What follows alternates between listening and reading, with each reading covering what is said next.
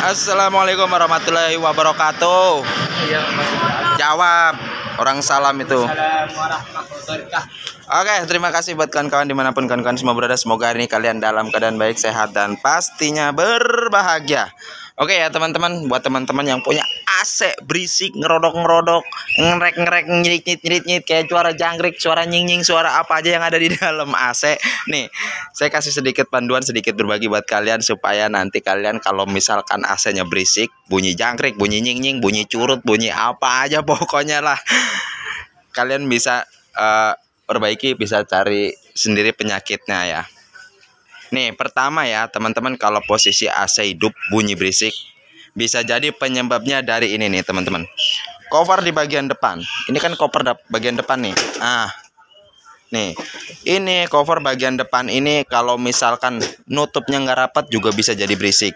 Kemudian kuncinya udah kendor juga sama bisa bikin berisik, karena ketika lagi AC hidup dia ada getaran ya, ada getaran jadinya dia bunyi.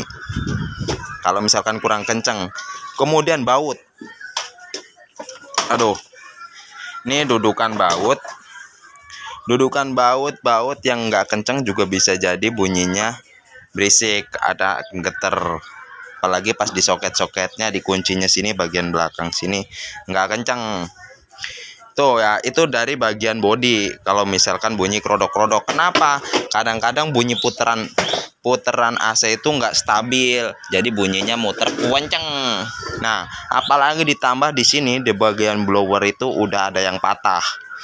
Maksudnya patah itu di bagian sininya tuh ada yang patah ya, bagian tengahnya. Nah, kalau di sini ada bagian blower yang patah, ini muternya jadi nggak stabil. Dapat anginnya nggak stabil, dia agak-agak goyang. Nah, yang bunyi cericit-cericit lagi satu, kalau misalkan talang air AC-nya teman-teman, talang airnya ada baut, menggunakan baut, biasanya AC Panasonic, AC Samsung yang lama itu biasanya pakai baut. Itu biasanya bautnya dudukannya nggak pas, kemudian kendor di bagian talang air. Nah, biasanya adanya di sebelah sini atau mungkin di bagian bawah sini. Nah, biasanya di bagian bawah sini itu ada. Kalau yang talangnya bisa dibuka. Kemudian kalau bunyi cericit-cericit lagi satu dari sini. Nih, di sini ada dudukan bos. Ini bagian bosnya kering atau mungkin bagian klaher. Klahernya juga kering atau mungkin mau rusak. Nah, cara ngetahuinya di mana? Teman-teman deketin bunyinya dari sebelah mana? Dari sebelah kanan apa sebelah kiri? Kalau sebelah kanan berarti bunyinya itu dari klaher dinamo fan ya. Kalau misalkan dari sebelah kanan, tapi kalau di sebelah kiri ini biasanya dari bos. Nah, ini kebetulan AC-nya AC AUK. Kalau AC AUK enak, di sini ada lubang nih. Di sini ada lubang, teman-teman bisa suntik pakai apa? Suntik kasih gemuk atau mungkin kasih minyak pelumas lah, WD atau apa. Nah, nanti bunyinya akan hilang kalau misalkan bunyinya adanya di sebelah kiri. Kalau sebelah kanan kelahar memang harus dibongkar. Mungkin teman-teman harus cari teknisi kepercayaan buat memperbaiki ya. Nggak bisa dibongkar sendiri karena kerjanya agak sedikit ribet. Soalnya dia harus buka cover, buka indoor AC, dicopot, dipretelin, dibuka kayak begini, baru nanti bisa buka bagian dinamo fan-nya. Kalau ini sih gampang, ini nggak, kalau bunyinya sebelah kiri gampang. Ini nggak harus buka apa-apa, teman-teman bisa semprot di sini bagian minyak, disemprot dari pelumasnya aja di sini. Begitu buka cover bisa langsung kelihatan lubang ini. Bisa langsung disemprot kalau yang sebelah kiri.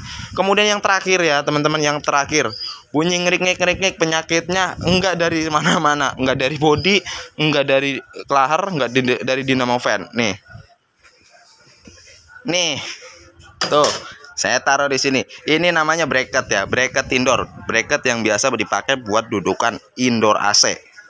Nah, kalau misalkan dudukannya ini di bagian tembok nempelnya enggak rata atau mungkin pakunya enggak rapet, ini bisa jadi bunyi juga. Kenapa? Kalau dia enggak rapet, di sini itu agak melangkah sedikit, di sini ada celah.